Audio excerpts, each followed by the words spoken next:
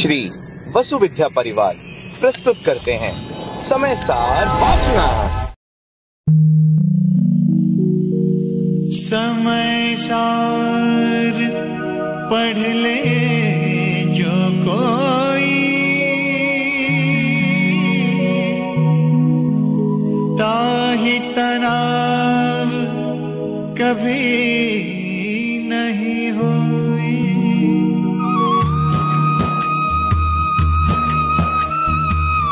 ओम नमः सिद्धेभ्यः।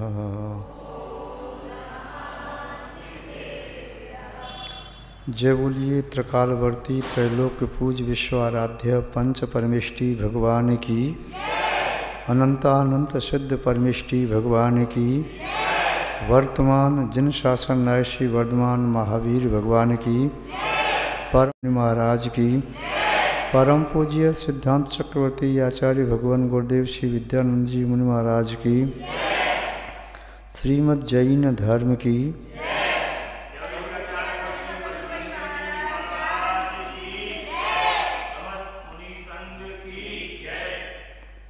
जैनम जयतु शासनम विश्व कल्याण कारकम। उपस्थित धर्म स्नेही सत श्रद्धालु, भव्यवर पुंडरीक पुण्यात्मा महानुभाव, आचार्य भगवान कुंद स्वामी द्वारा विरचित समय सार ग्रंथ की यहाँ वाचना चल रही है, जिसमें आचार्य भगवान समय के सार को, आत्मा के वैभव को प्रत्यक्षवत दिखाने की कोशिश कर रहे हैं।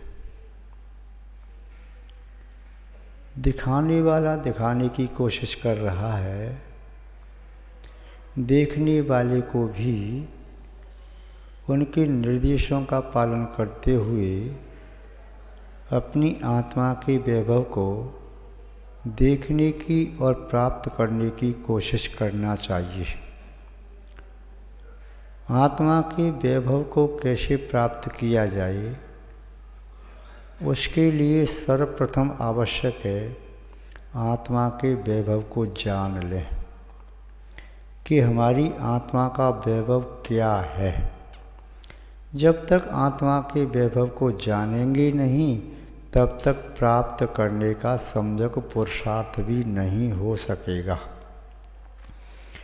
और जानना तब तक कार्यकारी नहीं होता है जब तक वह सम्यक रूप से न हो। मिथ्या रूप से तो हम संसार के अनेक पदार्थों को जानते हैं, चर्म चक्षुओं के माध्यम से देखते हैं, उन पदार्थों का सेवन करते हैं, भोग उपभोग करते हैं, उन पदार्थों में राग द्वेष करते हैं, उन पदार्थों को नष्ट होने से बचाते हैं, पुनः पुनः उन पदार्थों को प्राप्त करने की प्रक्रिया चलती रहती है। किंतु वे पदार्थ आत्मा का वैभव नहीं है। जो आत्मा का वैभव है वह पृथक है, जिसे आज तक जाना नहीं, देखा नहीं, प्राप्त किया नहीं, अनुभव किया नहीं।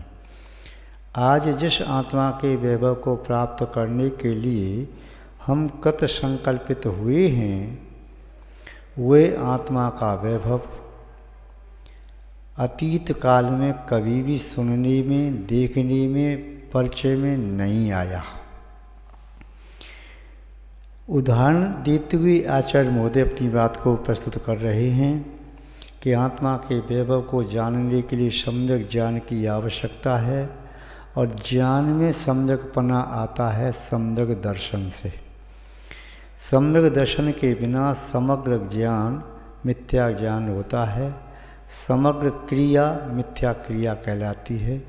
यदि कोई तप भी करता है तो वह कुतप कहलाता है। यदि ध्यान भी करता है तो वह अप्रशस्त ध्यान आर्त रौद्र ध्यान कहलाता है। शंभर दर्शन के बाद ही जीवन में सम्यक वैराग्य, सम्यक ज्ञान, संयम, तप और प्रशस्त ध्यान की प्रवृत्ति संभव है, प्राप्ति संभव है। आचार्य महोदय कह रहे हैं कि सम्यक दर्शन पहले प्राप्त करना अत्यंत आवश्यक है। सम्यक दर्शन क्या है, इस संबंध में आचार्य महोदय ने अन्य ग्रंथों में लिखा। हिंसा रये धम्मे 18 दोष भज्ये देवे ऋग ग्रंथे पवरे सद्यड़म हुई सम्मतम। हिंसा से रहित धर्म में, 18 दोषों से रहित वीतरागी जिन देव में और निरंत गुरु में श्रद्धान करना, जिन धर्म में श्रद्धान करना, यह व्यवहार सम्यक दर्शन है। व्यवहार सम्यक को प्राप्त किए बिना निश्चय की प्राप्ति नहीं होती। व्यवहार सम्यक की परिभाषा आचार्य महोदय ने जीवादि सद्यड़म, अपादि सद्यड़म या तच्चाड़म सद्यड़म इत्यादि शब्दों के माध्यम से भी सम्यक को परिभाषित किया। श्रद्धान पहले होता है, फिर उसका ज्ञान सम्यक हो जाता है। सम्यक श्रद्धान के कारण फिर उसकी विधि क्रिया भी फलवती होती है। जिस रोगी को किसी वैद्य, डॉक्टर, हकीम पर विश्वास नहीं है, उसकी औषधि खाने से रोग नाश को प्राप्त नहीं होता। यदि जिस रोगी को जिस डॉक्टर पर, वैद्य पर, हकीम पर विश्वास है, तो उसकी औषधि उसके लिए काम करती है, रोग से मुक्ति दिला देती है। सर्वप्रथम रोगी को जैसे वैद्य पर विश्वास करना आवश्यक है, उसके बाद वैद्य के द्वारा दी हुई औषधि पर विश्वास हो, उसके साथ औषधि की विधि जो बताई है वैद्य ने, उसकी सेवन करने की विधि पर विश्वास हो। उसके उपरांत उसे जानकारी भी हो, वैद्य सम्यक है या मिथ्या है, मुझे जो औषधि देगा सही देगा गलत देगा। ये वैद्य वास्तव में रोगों के बारे में जानकारी रखता है कि ऐसा ही यह अपने मन से अपने आप को वैद्य मानने लगा। किंतु इसके लिए आप क्या करते हैं कि अनेक जगह संपर्क करते हैं और उनसे आप जानकारी प्राप्त करते हैं, ये वैद्य कैसा है, इस वैद्य के क्या गुण हैं, क्या विशेषताएं हैं, रोगों की औषधि देता उसे लाभ हुआ क्या। तो कुछ लोग कहते हैं हमको लाभ हुआ, हम पूर्ण स्वस्थ हो गए। जिसकी औषधि कहीं नहीं मिल रही थी, हम अनेक जगह भटकते रहे, किंतु इस वैद्य के पास आए तो उसने हमारी नाड़ी को देखा, नाड़ी पकड़ के कहा अमुक अमुक रोग है और उसकी औषधि दी और सेवन करने की विधि बताई, जिससे हम रोग से मुक्त हो गए। तो उस रोगी का भी उस वैद्य के प्रति विश्वास हो जाता है कि इतने लोग मिथ्या नहीं कह रहे, सभी अपने अनुभव की बात बता रहे। इसके साथ कुछ लोग ऐसे हैं जो सुनी हुई बातें बता रहे, कुछ लोग ऐसे हैं जो वैद्य के साथ रहते हैं, उन्होंने वैद्य के बारे में बताया, इसने हमारे साथ अध्ययन किया है, हमारे साथ सर्विस करता है और ये ठीक औषधि देता है, उचित मात्रा में, परहेज भी बताता है, इसलिए इस वैद्य से आप औषधि ले लेना। पेशेंट कहता है कि मैंने तो अनेक ऐसे वैद्य देख लिए, कुछ नहीं होता। फिर वह सामने वाला कहता है कि एक बार मेरी बात मान लो। आपने अनेक वैद्य देखे होंगे पर आपने ऐसा वैद्य नहीं देखा होगा। ये बहुत अनुभवी है, वयोवृद्ध है, यह साधना वृद्ध है, ज्ञान वृद्ध है, अनुभव वृद्ध है। एक बार मेरी बात मान करके इस वैद्य के पास चले जाओ और अपनी नब्ज दिखाओ, औषधि ग्रहण करो, विधि पूर्वक सेवन करो, आपको तुरंत लाभ होगा। यदि दीर्घ काल तक उस वैद्य की औषधि नहीं लेनी है तो अल्पकाल के लिए लेकर के देख लो, उसकी वैद्य की औषधि तत्काल में ही अपना प्रभाव दिखा देती है। जिस प्रकार दूध में नींबू निचोड़ दो तो तत्काल में नींबू अपना प्रभाव दिखा देता है, ऐसी इन वैद्य की औषधि ऐसी करामाती हैं, चमत्कारी आश्चर्यकारक हैं कि तत्काल में भी लाभ देता है। यदि गर्मी लगी तो उन्होंने कहा ठंडे पानी से हाथ पाँव धो, ठंडे पानी की पट्टी रखो या कुछ इन पदार्थ का सेवन करो। तो क्रम क्रम से अनेक प्रकार की औषधि, कुछ औषधि बाह्य उपचार से, कुछ औषधि जिसका सेवन करना होता है, कुछ औषधि अन्य प्रकार से जो मनोभावों को बदलने वाली होती है।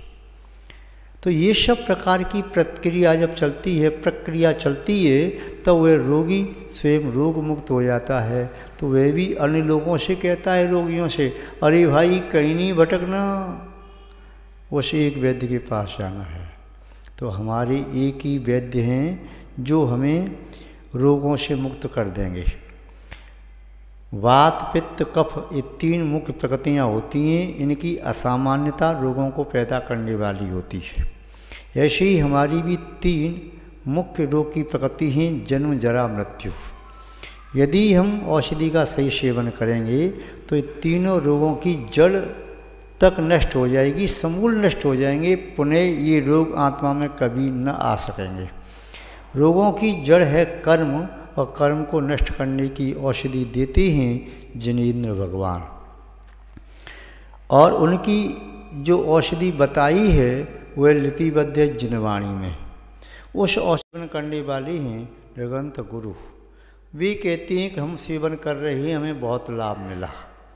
जो मिथ्यात्व या चारित्रमोहनी हमें परेशान कर रही थी, जिससे हम दुखी थे, अशांत थे, क्लेश भाव से युक्त थे, क्रोध मान माया लोभ के कारण हम झुलस रहे थे, पापों में लिप्त थे, पंख में संलीन थे, दलदल में फंसे थे, पंच इंद्रिय के विषयों ने हमें जकड़ लिया था, किंतु इन वैद्य की औषधि लेते ही हमें राहत मिल गई। तो फिर वह रोगी भी कहता है तो इन्हीं की औषधि हमें भी चाहिए। यदि भूल जाएं तो फिर उनकी औषधि की संहिता जिनवाणी से पढ़ लो, और यदि वह भी समझ में नहीं आई तो औषधि का जो सेवन कर रहे निरंत गुरु, उनके पास पहुँच जाओ, महाराज जी मैं भी इस रोग से पीड़ित हूँ, इसकी औषधि का सेवन आप कर रहे हैं, मुझे भी बता दीजिए, मैं भी सेवन करके रोग मुक्त हो जाऊँ। तो आचार्य महोदय यहाँ पर भी उदाहरण दे रहे हैं। यहाँ किसका उदाहरण दे रहे? वैद्य का नहीं दे रहे, यहाँ उदाहरण दे रहे हैं कि राजा का।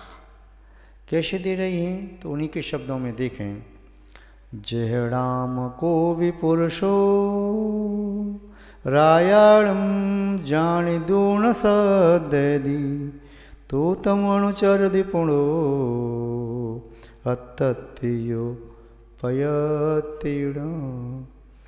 जह जिस प्रकार कोई भी राम पुरुषो, पुरुष नामधारी, उसका नाम कुछ भी हो सकता है, जरूरी नहीं कि उसका नाम यही होना चाहिए, कोई भी नाम हो उस पुरुष का, कोई भी जाति हो, वह पुरुष है, संगी पंचेंद्री है, कर्म भूमि का जन्मा हुआ है, वह भद्र परिणामी है, देवशास्त्र गुरु की संगति की है, धर्म पर विश्वास है।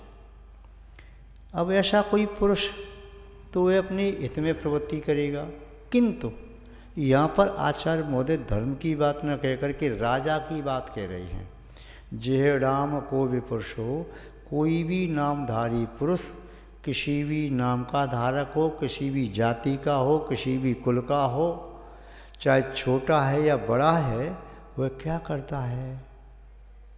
रायाणम जान दूण सद्यति, राजा को जान करके, पहचान करके। राजा को कैसे जानेगा?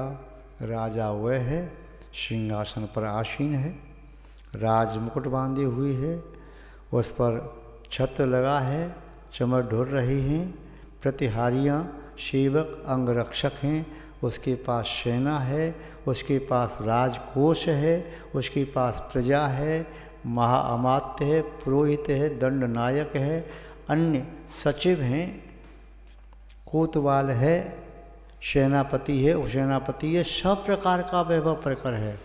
अश्व, गज, रथ सभी प्रकार के अस्त्र शस्त्र भंडार वह सब राजा के पास है। इन सब चीज़ों को जान करके कोई राजा तो बहुत बड़ा राजा ही तो, इतनी बड़ी विशाल सेना, इतने बड़े देश पर साम्राज्य, इतनी प्रजा, और राजा के राज में इतनी संपन्नता, इतनी महल, इतना राजकोष, इतनी अस्त्र शस्त्र, इतनी अंगरक्षक, इतनी महाजन, इतनी नगर सेठ राजा के राज्य में रहते हैं। तो राजा को पहचान लिया। अब राजा को पहचान करके क्या करता है, ये देख लेता है इतना बड़ा राजा तो है, किंतु इतना बड़ा राजा होकर के भी किसी अनुचर को दान आदि देता है कि नहीं देता, उदार है कि नहीं है, न्यायप्रिय है कि नहीं है, सत्यवादी है कि नहीं है, उदार हृदय है कि नहीं है। तो कहता है भाई इस राजा की उदारता तो विख्यात है, ये तो उसके पास कोई भी आ जाए तो ये उदारता से खुले हाथ से दान देता है, किमिच्छक दान देता है चक्रवर्ती की तरह से। यह तो मानो चक्रवर्ती राजा है, 6 खंड का स्वामी है, इसके पास 9 निधि हैं, 14 रत्न हैं, देव सेवा करते हैं, इससे जो मांगो सो मिल जाता है। और यदि राजा उसमें दरबार में नहीं है, मैं बाहर कहीं पहुंच गया राजा के पास, तो इतना उदार है अपने गले का हार तक उतार करके दे दे, स्वर्ण मुद्राएं दे दे, संकेत कर दे तुरंत ही एक देश का राज्य ही दे दे, इतना उदार राजा है। धन्य है, धन्य है। अब राजा को पहचान लिया, राजा के बारे में जान लिया, उदारता के बारे में जान लिया, और राजा इंतजारी करता है कि मेरे पास कोई याचक आए, मैं उसे दे करके अपने धन को सार्थक कर लूँ। धन पड़ा पड़ा क्या होगा यहाँ पर, और मेरा राजा होना तभी तो सार्थक है जब मैं उदारता के साथ प्रजा को दान दूं, प्रजा का वात्सल पूर्वक पुत्रवत पालन करूं, तब तो राजा होने का मेरा महत्व है। और यदि मैं कंजूस बन करके बैठ गया, प्रजा के धन को लूट लूट करके अपना खजाना भर लिया, तो लोग ये कहेंगे ये राजा तो शीघ्र ही यहाँ से दिवंगत हो जाए या पदच्युत हो जाए। तो वह व्यक्ति देखता ही राजा उदार भी है, अच्छा है, तो उस राजा के पास जाता है। किसके पास जाता है? राजा के पास। क्यों जाता है? अथथ्यो, जिसे धन चाहिए। राजा की सेवा कौन करेगा? जिसे धन चाहिए, पद चाहिए, मान सम्मान चाहिए, प्रतिष्ठा चाहिए, राजा की कृपा दृष्टि चाहिए, तो कुछ भी मिल जाएगा। राजा के साथ जाते ही उसकी प्रतिष्ठा बढ़ जाती है। कोई नहीं जानता है, राजा के साथ एक दिन किसी ने देख लिया रथ पर बैठे हुए, ओहो, अब तो उसके लिए संबंध आने लगे बड़े बड़े घरानों से कि भाई राजा से इसकी मित्रता है। उसका पैसा किसी ने दबा लिया था, राजा के साथ बैठा देख लिया, वो स्वयं पैसा देने आ गया, लो भाई अपना पैसा ले लो, कि राजा से यदि शिकायत कर दी तो मृत्युदंड मिलेगा। तो राजा की संगति भी उसका उत्थान करने वाली है। तो जो भी अर्थ का अर्थी है, धन का वांछक है, धन का अभिलाषी है, वह राजा को जान करके, पहचान करके राजा पर श्रद्धा करता है, राजा की सेवा करता है, राजा का अनुसरण और अनुचरण करता है, राजा की आज्ञा का पालन करता है। किसी भी प्रकार की चूक न हो जाए, किसी भी प्रकार की भूल न हो जाए कि जैसे कहीं राजा कुपित होकर के मुझे दंड न दे दे, मुझे राजा की कृपा दृष्टि प्राप्त होती रहे और दरबार में नित्य नित्य पुरस्कार प्राप्त होते रहें। तो राजा की निगाह में, नज़रों में आना चाहता है, और राजा की निगाह में जो आ गया तो समझो वह भी राजा के समान ही हो गया। तो यहाँ पर आचार्य महोदय कह रहे हैं, जय राम को विपुरुषो राजानम जान दून सद्यधि। राजा को जान करके, पहचान करके उसकी श्रद्धा करता है। तो तम अनुचरधि, फिर क्या करता है, राजा का अनुसरण करता है। पुणो अतथ्यो पयत्यो, प्रयत्नपूर्वक अर्थ का अर्थ ही ऐसा करता है। यह तो आचार्य महोदय ने कह दिया दृष्टांत उदाहरण, किंतु आचार्य महोदय इस उदाहरण के माध्यम से क्या समझाना चाहते हैं? दार्ष्टान्त क्या है? दृष्टांत के पीछे छुपा हुआ दार्ष्टान्त है, जिसे समझाना चाहते हो क्या है, तो बता रहे हैं। एवं ही जीवराया रादब्बो तय सद्दे दब्बो अनुचरे दब्बो यपड़ो सो चेवधु मोक्ष कामेण। आचार्य महोदय कह रहे हैं, जैसे राजा की सेवा करता है, आज्ञा का पालन करता है, अनुसरण करता है, श्रद्धान करता है, जो धन का आकांक्षी है, पद का आकांक्षी है, प्रतिष्ठा का आकांक्षी है, सम्मान का आकांक्षी है, वह राजा की मनोहार करता है, सेवा करता है, सत्कार करता है, पूजा करता है, भेंट अर्पण करता है। किसकी करता है? राजा की। किसी गरीब की तो नहीं करता। क्यों? गरीब की सेवा करके क्या मिलेगा? वह स्वयं भिखारी है, मुझे क्या दे देगा? तो पहले देख लेता है वास्तव में राजा है। ऐसे ही एवं ही जीवराया, ऐसे ही एक जीव रूपी राजा है, आत्मा रूपी राजा है। उस आत्मा रूपी राजा को पहले जानो, श्रद्धान करो, अनुसरण करो। क्यों? क्या आवश्यकता पड़ गई? तो कह रहे हैं मोक्ष कामेण, यदि आपको मोक्ष प्राप्त करने की कामना, अभिलाषा, वांछा और इच्छा है तो जीव रूपी राजा की सेवा करो, श्रद्धान करो, ज्ञान करो, उसका अनुचरण अनुसरण करो। एवं ही जीवराया रादब्बो, उस जीव रूपी राजा को जानना चाहिए। जीव रूपी राजा क्या है? 6 द्रव्यों में सबसे श्रेष्ठ है। षड द्रव्येषु जीव द्रव्यम सर्वोत्तमम। षड पंच अत्थिकायेषु जीव अत्थिकाया सप्त तत्वेषु जीव तत्वम सर्वश्रेष्ठम। नव पदार्थेषु जीव पदार्थ सर्वोत्कृष्टम। तो जीव है सर्वोत्कृष्ट। तो इन सब में, संसार के अनंत पदार्थों में जीव को देखो, अनंत द्रव्यों में जीव को देखो। जीव तो बहुत सारे संसार में अनंत जीव है। नहीं, उन जीवों को नहीं, अपनी जीव को, अपनी आत्मा को देखो। आपकी आत्मा भी राजा है। अप्पा सो परमप्पा, आत्मा भी शक्ति रूपेण परमात्मा है। यदि आपने आत्मा को जान लिया अच्छी तरह से और पूर्ण रूपेण, तो आप भी परमात्मा बन गए। जो आत्मा के अनंत स्वरूप को जानता है, आत्मा की अनंत पर्यायों को जानता है, अतीत और अनागत आत्मा के अनंत गुणों को जानता है, प्रत्येक गुण की अनंत अनंत पर्यायों को जानता है, वही तो परमात्मा है। और जो आत्मा के प्रत्येक प्रदेश की श्रद्धा करता है, अखंड आत्मा की श्रद्धा करता है, आत्मा को सब प्रकार से श्रद्धान करता है कि मेरी आत्मा का स्वभाव शाश्वत ही है, ये मेरी आत्मा के लक्षण हैं, ये गुण हैं, ये धर्म हैं।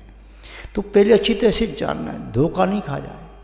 कहीं ऐसा ना हो राजा के धोखे में भिखारी की सेवा करने लग जाए वह, तो फिर कुछ नहीं मिलेगा।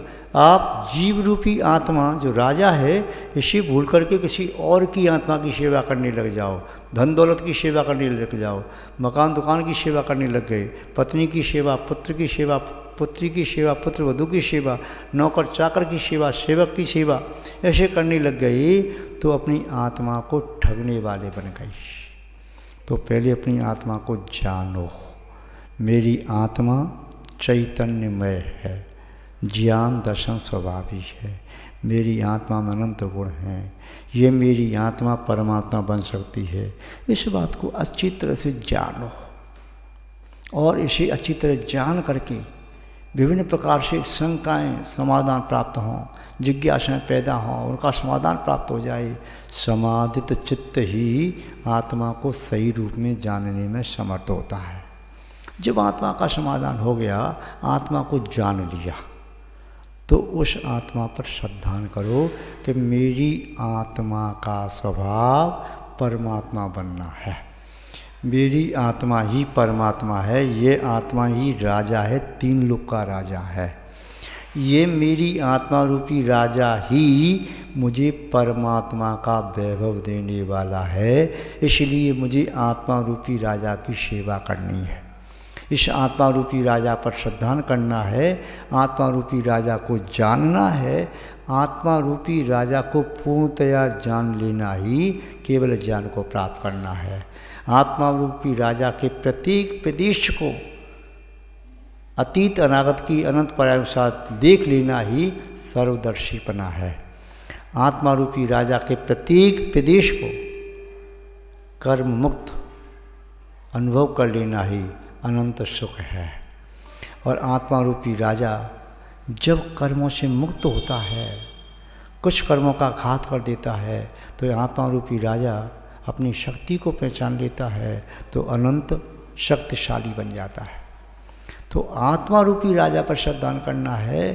संसार के अनंत पदार्थों पर श्रद्धान करना आसान है, अनंतानंत सिद्धों पर श्रद्धा करना आसान है, किंतु अपनी आत्मा के उस अस्तित्व पर जो आज व्यक्ति रूप में, प्रकट रूप में आत्मा दिखाई दे रहा है, वही कल परमात्मा बन जाएगा। ये परमात्मा का बीज है मेरी आत्मा, सिद्धात्मा शुद्धात्मा का बीज है मेरी आत्मा, इस पर श्रद्धान हो जाए। मेरी आत्मा परमात्मा है, मेरा समग्र वैभव मेरे अंदर है, बाहर मुझे हाथ फैलाने की आवश्यकता नहीं। बना भिखारी निपट अजान, अज्ञान बन करके भिखारी बनना, दर दर की ठोकर खाना। एक बार आत्मा के बारे में जान ले, केवल शब्दों में नहीं, द्रव्य शुद्ध ज्ञान मात्र से नहीं, भाव शुद्ध ज्ञान से जान ले। एक बार जान करके फिर मान ले कि हाँ, वास्तव में मेरी आत्मा का यही स्वरूप है, यही स्वभाव है, मैं परमात्मा बन सकता हूँ। ये अंदर में अचल अडिग अटल श्रद्धा जागृत हो जाए, फिर तुम्हारी आत्मा को परमात्मा बनने से कौन रोक सकता है। उसके बाद जब सम्यक दर्शन सम्यक ज्ञान हो गया, ज्यों ज्यों सम्यक तो आपका दृढ़ होता जाएगा, सम्यक ज्ञान बढ़ता जाएगा, त्यों त्यों वैराग्य उत्पन्न होगा। जैसे बीज को भूमि में बो दिया, थोड़ी आर्द्रता मिली, बीज फूल गया, उसमें अंकुर आने लगा। ऐसे ही सम्यक ज्ञान जब सम्यक श्रद्धा के साथ रहता है, तो सम्यक ज्ञान सम्यक श्रद्धा के साथ उस बीज में से अंकुर निकलता है, वैसे ही वैराग्य पैदा होता है। वैराग्य के साथ फिर जीवन में संयम आता है, देश संयम सकल संयम, मोहनी कर्म को फिर परास्त किया जाता है। एक एक मोहनी कर्म को पकड़ करके प्रकृति को पहले तो मूर्छित कर दिया, बाद में प्रथत नष्ट कर दिया। और जब मोहनी कर्म से मुक्त हो जाता है आत्मा, तब तो फिर वो अपने आप को परमात्मा भी मान ले, तो कोई अतिशयोक्ति नहीं, अत्युक्ति नहीं। मोहनी कर्म के नष्ट होते ही अनंतर मुहूर्त में ज्ञानावरण, दर्शनावरण और अंतराय कर्म चले जाते हैं, तो 3 लोक का नाथ बन जाता है, केवली बन जाता है। तो जीव रूपी राजा का श्रद्धान करना है। आचार्य कुंद कुंद स्वामी यहाँ निश्चय की भाषा बोल रहे हैं, इसलिए यहाँ देवशास्त्र गुरु के श्रद्धान की बात नहीं कह रहे। वह तो उन्होंने वहाँ कह दिया अष्टपावट में हिंसा रही दम्बे। यहाँ किसका श्रद्धान? ये भी नहीं कहा जीवादि दब्बाणम या दीवाड़ी तचड़म, केवल जीव का श्रद्धान करो। और ये श्रद्धान करो कि जीव के स्वभाव में अजीब से मिलना, आशा होना, बंद होना, शंबर, निर्जरा, मोक्ष, स्वभाव है जीव के। ये 7 प्रयोजन भूत तत्व हैं, इनको जानना है। किंतु जीव ही परमात्मा है, आत्मा ही परमात्मा है। ये आत्मा के एक एक प्रदेश से अशब्द रूप मौन ध्वनि आपके प्रदेशों में फैल जाना चाहिए केवल कानों में शब्द गुंजायमान न हो कि तू परमात्मा बन सकता है, तू परमात्मा बन सकता है। कोई माला लेके फेरने बैठ जाए कि मैं परमात्मा हूँ, सोहम सोहम करता रहे, इससे कल्याण नहीं है। आत्मा के प्रत्येक प्रदेश में श्रद्धान हो जाए कि तू ही परमात्मा है, अपने ही पुरुषार्थ से तू परमात्मा बनेगा। तेरे पास आत्मा का समग्र वैभव है, अंदर दृष्टिपात करके तो देख, तेरे पास फुर्सत कहाँ है। मुनि महाराज जी भी अंतरंग के वैभव को जैसे खिड़की में से कोई झांक करके पुनः उधर पहुँच जाए, ऐसे झांक लेते हैं। फुर्सत नहीं है संसार के कामों से, जैसे आपको फुर्सत नहीं है बहुत सारे काम। तो ऐसे ही जब योगी फुर्सत निकालता है, खिड़की से झांकता नहीं, किवाड़ खोल के अंदर आ जाता है, तो आत्मा के वैभव को देख लेता है, तो फिर लौट करके बाहर नहीं जाता। छपक श्रेणी पर चढ़ने वाला वह योगी नियम से आत्मा के समग्र वैभव को प्राप्त करके अनंत काल के लिए उसे प्राप्त कर लेता है, जिसे अनंत काल से भूला हुआ था।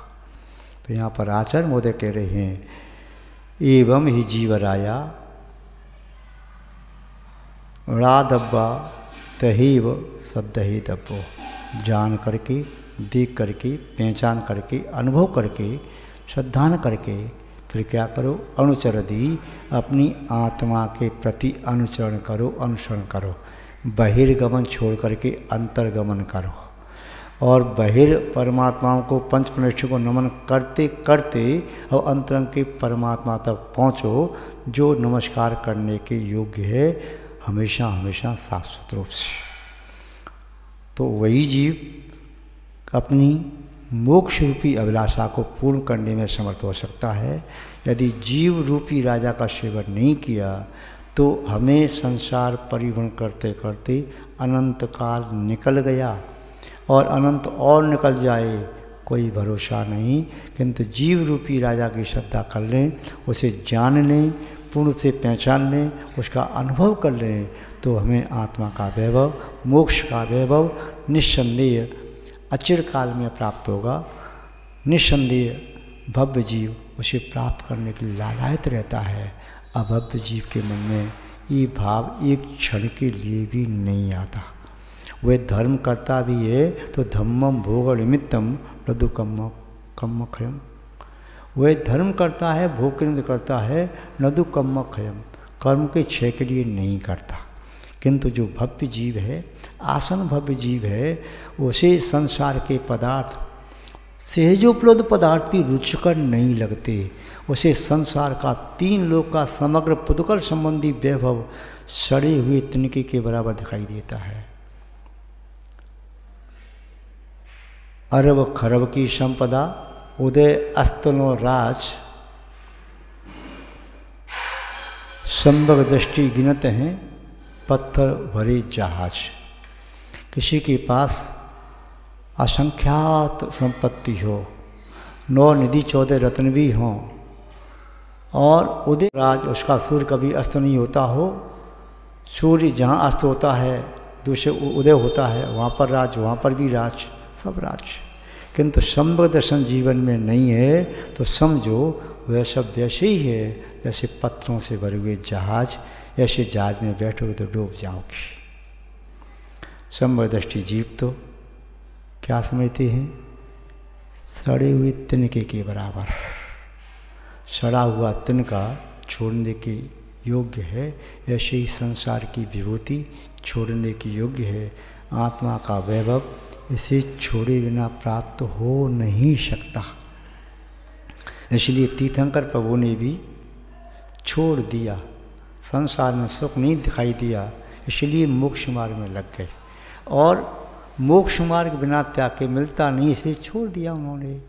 जब उत्कृष्ट वस्तु मिलती है तो निकृष्ट वस्तु को छोड़ने में विकल्प नहीं आता, और जब तक उत्कृष्ट वस्तु की पहचान नहीं है, निकृष्ट को उत्कृष्ट मानते रहेंगे, तब तक उत्कृष्ट वस्तु की संप्राप्ति हो नहीं सकती। इसलिए यहाँ पर गाथा नंबर 17 और 18, ये दोनों गाथा युग्म थी, उनका भाव संभव है आपकी समझ में आया होगा। इसलिए आप अपनी आत्मा को पहचान करके अपने वैभव को प्राप्त करने के लिए समझो पुरुषार्थ करो। आज बस इतना ही पर्याप्त है। जय बोलिए श्री शांतनाथ भगवान की, परम पूज्य आचार्य गुरुदेव श्री विद्यानंद जी महाराज की, प्राचीन जैन धर्म की